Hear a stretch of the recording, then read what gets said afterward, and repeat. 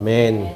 네, 오늘 우리 교회의 사명이라는 제목으로 말씀의 은혜를 나누도록 하겠습니다. 여러분, 오늘 우리는 교회에 모여 있죠. 또한 우리 각자가 하나님의 몸된 교회로서 삶을 살아가고 있습니다. 때문에 하나님을 믿는 사람들, 또한 하나님의 말씀을 듣고 실행하고자 하는 모든 사람들이 이 교회라고 하는 정체성을 가지고 있고요. 또 그 교회된 자들의 모임, 또 그 공동체를 통하여서 하나님 나라를 경험할 수 있고요. 또 하나님 나라를 전하고 또한 확장시켜 나갈 수 있는 그런 사명을 부여받았습니다. 오늘 우리는 교회의 사명이라는 이 말씀의 제목으로 함께 말씀 가운데 들어가 보고자 하는데요. 여러분들이 생각하셨을 때 이 교회의 머리는 바로 누구일까요?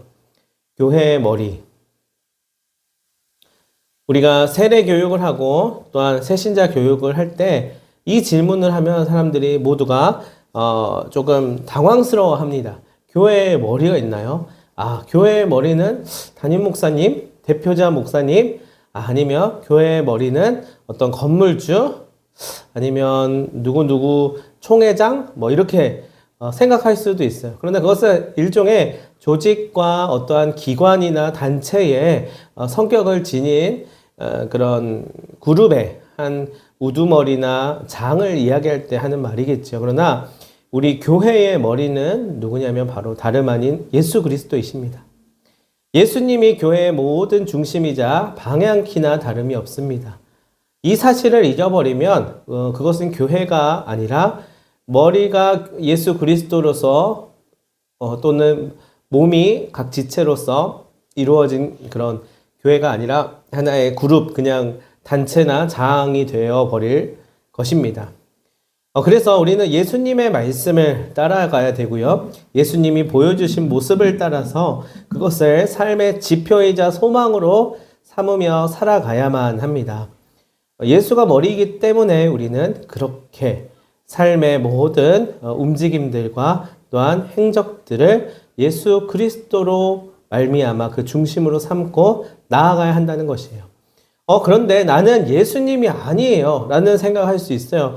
예수님을 머리로 삼는 것 좋은 의미이고 좋은 은유이자 상징일 수 있지만 나는 예수 그리스도가 아닌데요 라고 이야기할 수 있어요. 나는 내 주체를 가지고 내 자아를 가지고 살아가는 한 사람 누구입니다. 여러분, 그것을 부정하고 예수 그리스도라고 하는 이 말씀에 무조건적으로 내가 말씀을 탑재하고 그대로 실행하면서 살아가는 그런 로봇가 되어야 한다는 것은 아니에요. 맞아요. 우리는 예수님이 아니죠. 그런데요, 우리는 어떠한 기준과 방향성이 필요한 사람들이라는 것이요. 각자의 기준과 각자의 방향성이 있다라고 생각할지 모르겠지만 사실은요, 엄밀하게 들여다보면 우리의 기준과 방향성은 우리가 살아가는 삶의 지배를 받고 있습니다. 우리가 영향을 받고 우리가 노출되어 있는 모든 자극들과 감각들로 인해서 그것을 따라서 가게 되어 있어요. 그렇다 보면 무분별하게 우리가 정죄하지 못하고 우리가 분별하지 못하는 기준과 방향성을 흡수하고 살아간다는 것이고요. 거기에 의하여서 우리의 삶이 불안전하고 또한 결정되어지지 않는 그런 불안한 미래를 우리는 맞닥뜨려야만 한다는 것이에요. 만약에 그렇지 않으면 각자가 자기의 옳은 소견대로 살아가게 될 것이라는 말입니다. 모두가 예수님처럼 선하고 바른 방향성을 우연하게 가지게 된다면 모르겠지만 자기가 생각하기에 자기에게 유리하게 자기의 이기적인 관점으로 기준을 삼게 되면은요, 그것만큼 무서운 것은 없을 것입니다. 그래서 우리에게 있어서는 윤리라는 게 필요하고 도덕이라는 게 필요하고 선이라고 하는 보이지 않는 우리는 그런 테두리 안에서 살아가고 있는지도 몰라요. 그리고 무엇보다도 우리 사회를 이루고 있는 법이라고 하는 체계 안에서 살아가고 있는 것인데요. 그런데 우리는 그 안에서 바로 성령 하나님의 역사이자 예수 그리스도의 말씀을 중심으로 살아가는 사람들이라는 것입니다. 실제로 성경 안의 역사와 우리 일반 역사에서 여실하게 그 증거들을 볼 수가 있습니다. 그러니까 이러한 예수 그리스도의 영향력 안에서 살아가는 삶이 아니라 그저 그것을 빼고서 세상 가운데에서 던져졌을 때 일어나게 되는 결과물을 우리는 성경을 통하여서 많이 볼 수 있고요. 또 우리의 역사를 돌아봤을 때도 분명하게 남아 있습니다. 그 증거들이 현존하고 있습니다. 지난 2차 세계대전 때 히틀러라고 하는 한 사람은 자신의 욕망을 위하여서 수많은 사람들을 죽음으로 몰고 갔지요. 그런데 죽기 전에 그가 이런 말을 하였다고 합니다. 나는 적어도 이 세상에서 가장 위대한 남자였다. 나만큼 세상을 호령한 사람이 또 있었겠는가. 자, 죽는 순간에 그렇게 하고 죽어버렸대요. 얼마나 꼴보기가 싫고 얼마나 그 모습이 참 분통을 일으킵니까? 자, 뭐가 그렇게도 자랑스러웠을까요? 역사는요, 그를 심판하였어요. 그렇지만 정작 본인은 자기 자신이 죽을 때까지 옳았다는 것이고요. 잘했다라고 생각했다는 것입니다. 그것을 수정해주고 바꿔주고 그것이 아니다라고 이야기해 줄 수 있을 만한 시간적인 여유가 사라지고 그가 자살을 했기 때문에 그 생각을 가지고 옳다고 표명한 다음에 스스로 죽음마저도 선택하였다는 것이에요. 지금도 그런 사람들이 있어요. 세계에 그런 대표적인 사람들이 있습니다. 저는 개인적으로 지금 러시아에 있는 푸틴이라고 하는 사람도요, 굉장히 위험하다라는 생각이 들어요. 남의 나라에 말도 안 되게 핑계를 대고 침공을 하였잖아요. 그리고 수많은 민간인들과 어린아이와 여성들과 아무런 죄도 없는 사람들을 죽음으로 몰아갔습니다. 국제정세가 어떻게 되고 지금 전쟁 국면이 어떻게 돼가고 또한 그 주변 나라들이 어떤 해석을 나타내고 하는 거는 둘째치고 지금 그 시작의 발단에 누가 서 있느냐면 바로 이 푸틴이라는 사람이 있다는 거예요. 그리고 아직도 전쟁은 끝나지 않고 있습니다. 그리고 분명히 그는 자기가 하는 모든 행동과 일들을 결국은 잘했다라고 하면서 정당화시킬 것입니다. 뿐만 아니라 사람의 본성이 계속 그렇게 흘러가다 보면은요, 또 같은 일이 우리의 주변에서 일어나게 될 것입니다. 성경 안에서도 늘 자신의 생각과 안위와 의의를 드러내기 위하여서 다른 사람들을 희생시키며 억압하고 못살게 굴었었던 일들이 많이 나오게 됩니다.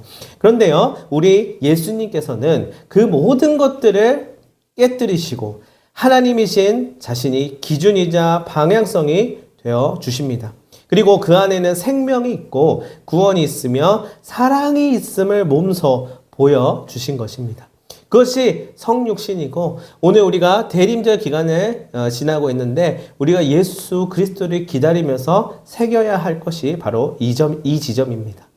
예수 그리스도께서 그러한 세상 가운데 오셔서 이제는 새로운 법, 새로운 존재, 새로운 너희 정체성을 가져야 한다라고 하시면서 사랑의 원리를 우리에게 몸소 보여주신 것이에요. 그리고 그분께서는 이제 머리가 되셔서 우리가 각 지체의 몸통이 되라고 말씀하셨어요.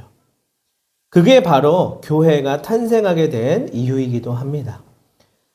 오늘 본문의 말씀을 보겠습니다. 우리 개역개정 성경으로 제가 한번 읽어드릴게요. 예수께서 온 갈릴리에 두루 다니사 그들의 회당에 가르치시며 천국 복음을 전파하시며 백성 중에 모든 병과 모든 약한 것을 고치시니 그의 소문이 온 수리아에 퍼진지라. 사람들이 모든 앓는 자, 곧 각종 병에 걸려서 고통당하는 자, 귀신 들린 자, 간질하는 자, 중풍병자들을 데려오니 그들을 고치시더라. 갈릴리와 데가볼리와 예루살렘과 유대와 요단강 건너편에서 수많은 무리가 따르니라.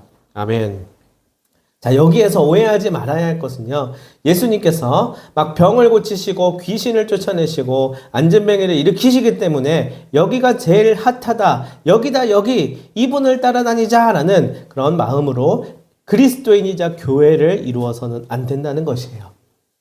분명히 당시에도 그런 사람들이 있었을 텐데요. 그 사람들의 내면 깊숙한 곳을 보면 그 방향성이 예수님의 길이자 방향이 아니라 결국은 자기 자신에게 있었을 것입니다. 그렇게 되면 처음에는 그럴듯하게 보여도 결국에는 오래가지 못하게 되겠죠. 그런 마음을 품은 사람들은 예수님이 후에 십자가에 매달리셨을 때 모조리 떠나가 버리게 되죠. 돌아서고 흔적도 없이 부인하면서 잊어버렸을 것입니다. 그런데 예수님이 가리키신 그 손가락의 방향을 통해 그분의 뜻을 진정으로 따르는 사람이었다면 잠깐의 어려움과 실수가 비록 있을지라도 결국 하나님의 뜻을 발견하고 이루어낼 수 있는 것입니다. 곧 교회의 사명인 예수님의 그 마음을 함께 공감하고 뜻을 품으며 살아갈 수 있었을 것입니다. 여러분, 그래서 우리가 머리 대신 예수님과 함께 몸을 이룬 교회 그 자체라는 사실을 잊어서는 안 될 것입니다. 교회라는 곳이 건물로 그냥 따로 떨어져 있고 우리는 잠깐 몸만 담갔다가 가는 그런 절과 같은 개념이 아니라 우리 스스로가 그리스도의 몸된 교회로서 함께 모여서 하나님 안에 함께함을 확인한 후에 다시 흩어지는 그런 교회라는 사실을 기억하였으면 합니다. 그럼 생각하지도 못했었던 기적들과 은혜의 일들과 생명의 사건들이 곳곳에서 일어나게 될 것이에요. 예수님이 다니시는 곳에 무리들이 따르는 것처럼 우리의 머리 대신 예수님과 함께 할 때 우리 곁에 생명을 얻는 사람들이 함께하게 될 것입니다. 그러니까 나를 향하고 있고 모든 중심과 모든 머리로서의 역할을 내가 감당하고 있으면 내 주변에 누가 남겠어요? 나에게 유익이 되고 내가 보기 좋고 대하기 좋고 또 나에게 있어서 유리한 부분만을 전해주는 사람들만 남게 되겠지요. 그러나 예수 그리스도를 머리로 삼으면 정말 복음이 필요한 곳, 복음이 있어야 하는 곳, 복음이 생동하는 곳에 주님과 함께 할 수 있게 된다는 것이에요. 여러분, 그러나 우리의 모습만 그냥 바라보고 있노라면 이제 한심하고 또한 이런 모습에 실망하게 되는 그런 자신을 발견하게 될 것입니다. 내가 무슨 교회야?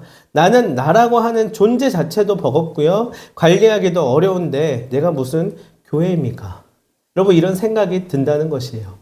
예수님은 좋은 분이시지만 나는 그분처럼 될 수 없다고 단정 짓게 될 것이에요. 예수님을 좋아하고 사랑하긴 하지만 그냥 딱 그 정도밖에 안 될 것이란 말입니다. 그때에 우리는 이 사실을 붙잡아야만 합니다. 그것은 바로 우리의 머리가 누구냐? 바로 예수님이라는 사실이에요. 교회의 사명, 우리가 이룰 수 없어요. 우리가 교회가 돼서 우리가 교회로서의 사명을 이룰 수 있으면 좋겠죠. 하지만 불가능합니다. 우리를 교회되게 하시는 그분께서 주님의 사명을 이루어 나가실 것이고요. 우리를 사용하실 것이라는 이야기입니다. 우리 몸을 컨트롤하고 중심을 잡고 있는 것이 나 홀로가 아니라 바로 예수님이라는 사실입니다. 그러면 오히려 우리의 부담이 덜어지게 되겠지요. 우리가 그렇다고 해서 예수님처럼 죽은 자를 살리고 병을 고치러 다녀야 한다는 것이 아니란 말입니다. 우리는요, 각자에게 주어진 삶을 살아가게 될 것입니다. 그런데 적어도 어떠한 그냥 브랜드를 가지고 있고 어떤 소프트웨어를 가지고 있는지를 우리는 알아야만 하는 것이에요. 하다못해 우리 휴대폰 있잖아요. 그것도요, 안에 있는 유심칩이 있는데 이게 없으면은 아무리 기계가 좋고 비싸다고 해도 소용이 없어지게 되잖아요. 반도체 어떻습니까? 소프트웨어 어떻습니까? 그것이 중요하잖아요. 그것이 우리는 예수님이라고 하는 브랜드를 가지고 있다라고 생각해 보십시오. 그러면 이해가 조금 더 쉬울지도 모르겠습니다. 그럼 각자가 다양한 역할을 하고 일들을 수행할 수 있겠지만 전체적인 틀을 가지고 하나의 정신을 가지고 구성되어질 수 있을 것입니다. 여러분, 우리 모두가 오늘 교회로서 부르심을 받았습니다. 교회된 우리 한 명 한 명, 한 사람 한 사람, 한 영혼들이 계속해서 이 사실을 되뇌이고 다시금 상기시켜야만 할 것입니다. 그리고 우리를 통해 하나님의 살아계심과 그 생명의 사역들을 이루어 나갈 수 있게 되면 좋겠습니다. 우리의 삶이라고 하는 백지에 하나님께서 그려가시는 역사를 통하여 멋진 하나님의 작품을 이루어갈 수 있으면 좋겠습니다. 그러니 분주해할 필요 없습니다. 그러니 내 스스로 어떠한 완벽을 추구할 필요도 없습니다. 다만 그 도화지 안에서 하나님께서 그 작품을 이루어 가시고 그려나갈 수 있도록 내어드리고 하나씩 한 부분 한 부분 해야 되는 거예요. 작품도 하늘 그렸다가 땅 그렸다가 사람 그렸다가 디테일하게 들어갔다가 해야 나중에 작품이 나오지, 한꺼번에 무엇인가가 프린팅 되듯이 나오지 않는다는 것이에요.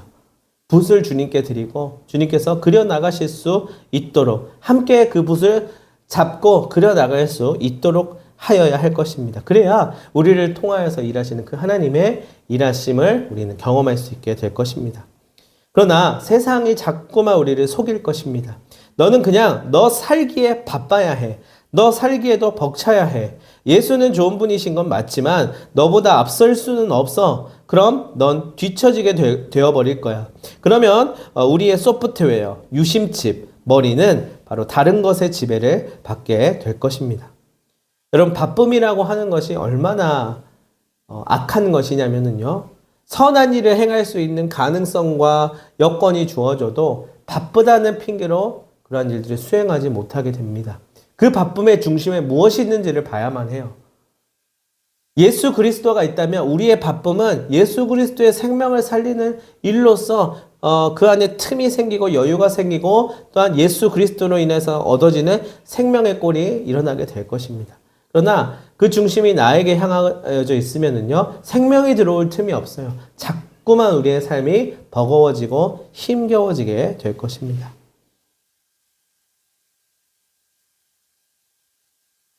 그러나 우리의 생명의 길, 구원의 길, 사는 길이 예수님을 머리로 삼는 일에 있음을 깨닫는다면 교회로서의 그 사명을 가지고 그 사명을 이루는 일이 오히려 큰 능력이 될 것입니다. 저는 그래서 우리 빛을 밝히는 교회의 사명, 이 사명을 감당하는 것, 이 공동체를 이루어서 주님의 복음을 증거하는 일이 너무나도 귀하고 하나님께서 동행하고 계신다라고 하는 확신을 갖습니다. 그러나 인간적으로 조급함도 일어나고요. 또한 인간적인 그런 연약한 마음들이 안 될 수가 없습니다. 그러나 이 일을 통해서 일하실 그 하나님을 다시금 바라보게 됩니다. 그러나 제가 이 공동체의 CEO로서, 이 공동체의 수장으로서 이 공동체를 책임지고 있다면 진작에 이 공동체는 망한 공동체요. 수익을 내지 못하고 이득을 창출하지 못하는 그저 아무런 존재 가치도 없는 그런 공동체가 될 것입니다. 우리 그리스도인들도 마찬가지예요. 교회를 다니고 그리스도인이 되고 예수를 믿는다는 것 자체가 우리에게 있어서는 그저 웃기는 그런 이야기일지도 모릅니다. 판타지 같은 이야기고요. 그게 내게 유익을 주고 인간관계를 만들어주고 내게 있어서 뭔가 더 정신적인 힐링을 주고 그거 다 수용할 수 있어요. 그러나 깊게 들어가면 그렇지 않아요. 그래서 얇게만 경험하면서 신앙생활을 할 수도 있습니다. 그러나 위기의 순간에 또는 우리의 믿음이 위협을 받는 순간에 결국은 내가 그 책임과 모든 머리로서의 역할을 스스로가 감당하게 되면은 결국은 그 고통과 또한 무게를 다 짊어져야 한다는 것이에요. 그렇기 때문에 예수 그리스도를 붙들게 되면은요, 이제는 예수 그리스도께 그 중심의 자리를 내어줄 수밖에 없게 될 것입니다. 잘남을 계속 추구하다 보면 언젠가는 넘어질 수도 있어요. 그것 때문에 시험에 당할 수도 있습니다. 그럼 무엇을 주장해야 하느냐? 바로 약함, 주님을 바라보며 주님으로 인해서 회복됨을 우리는 바라보고 또한 그것을 의지하며 또한 그것을 나타낼 수 있어야 할 것입니다. 자신감을 가지고 자부심을 가지고 세상 가운데 주님을 믿는 자로서 교회된 자로서 살아갈 수 있게 되기를 간절히 소망합니다. 세상은 자꾸만 우리를 시험 들게 하고 또 우리를 흔들어 놓을 것입니다. 그러나 주님이 우리와 함께 하시고 이미 주님께서 세상을 능히 이기셨다는 그 사실을 의지하면서 지금의 잠깐의 그 문제 때문에 주님을 버리고 잠깐의 지금 체면 때문에 잠깐의 생존 때문에 예수 그리스도를 부인하고 사라져버리는 그러한 모습이 있을지라도 다시금 돌아와 회개하고 또 주님을 부르짖으면서 다시금 사명을 부여해 주셨던 베드로를 향하여서 주님께서 만나주시고 조반을 먹이시며 그 귀한 은혜의 사명을 부여해 주셨던 것처럼 우리 또한 그분의 영향력 안에서 그분의 나라에서 그분의 교회된 자로서의 사명을 다 이루어 나갈 수 있게 되기를 간절히 소망합니다. 기도하겠습니다. 하나님 아버지, 오늘 우리에게 주신 희망, 우리의 머리 대신 주님을 의지하며 살아갈 때 생명이 있고 사랑이 있고 능력이 있음을 우리 모두가 붙들게 하여 주시옵소서. 감사를 드리오며 예수님의 이름으로 기도합니다. 아멘.